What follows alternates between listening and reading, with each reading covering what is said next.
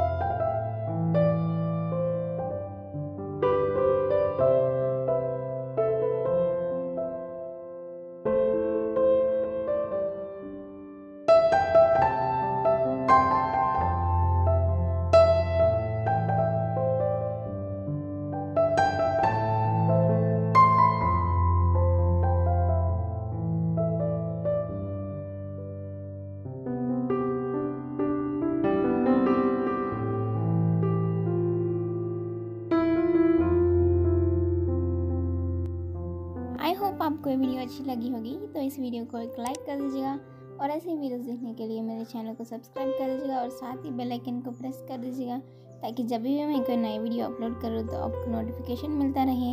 और आप मुझे कमेंट सेक्शन में कुछ भी चीज़ बनाने के लिए चैलेंज भी कर सकते हो। तो जल्दी से जल्दी चैलेंजेस आप कमेंट कीजिए। और आप मुझे इंस्टाग्राम पे भी फॉलो कर सकते हो, वहाँ मैं अपने चैनल के लेटेस्ट अपडेट देती रहती हूँ। जाइए जल्दी से जल्दी फॉलो कीजिए, लिंक डिस्क्रिप्शन में है।